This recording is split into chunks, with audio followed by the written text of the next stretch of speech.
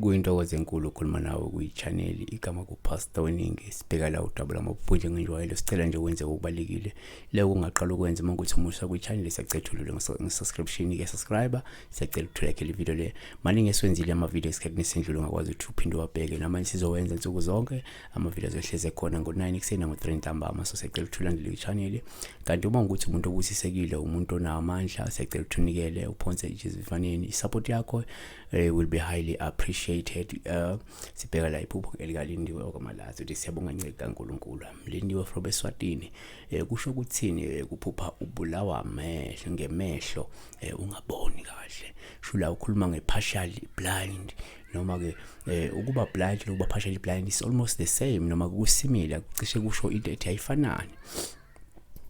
Into oqale singayibalula nje uma uphupha ungaboni uphawu olubi ngoba lungasho ukuba yisula, lingasho ukubhekana nesikhathi esinzima, lingasho ukungakwazi ukwenza lutho noma ukungabi nendlela yokufeza inhlelo zakho, ukunganaka amaphutha ngenxa yokwehluleka ukuthatha izeluleko.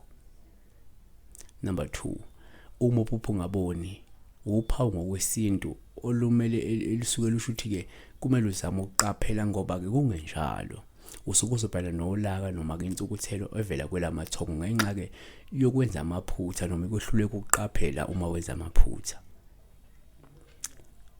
Number 3, uma uphupha ungaboni uphawu lubi futhi lungabe lusho ke ukuthi awukholwa, usagcwele inkungu futhi wentula mhlawumbe izambulo zezwi likaNkulunkulu ngenxa yezinkanuko zenyama nokuthanda izinto zalelizwe. 2 Corinthians chapter 4 verse 4.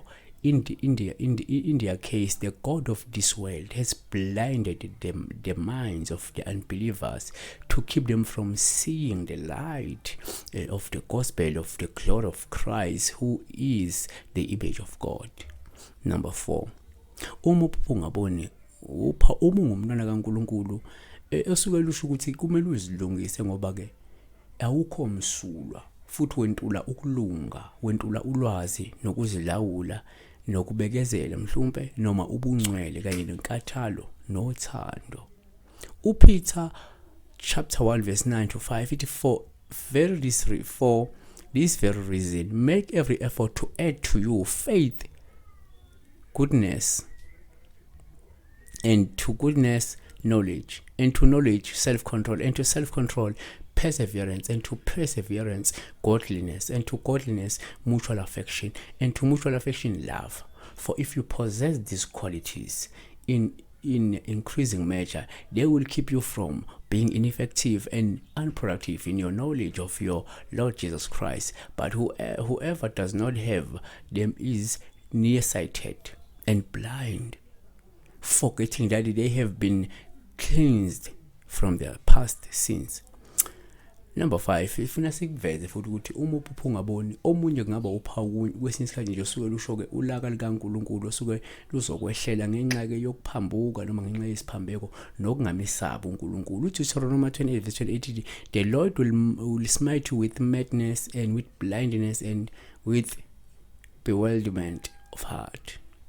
Number 6, uma uphupha futhi uphupha ke ngathi sitha sakasiboni, lolu kupha sithatha njengolusho olungasho ukuthi uNkulunkulu usewuzwile kumkhuleko wakho futhi uNkulunkulu uzosijeza isitha sakho aphinde asenze singakwazi ukuqhubeka nokukuhlalisa kabi noma ukukuhlasela noma ukukwenza kabi. 2 Kings chapter 6 verse 18, whenever they came down to him, Elisha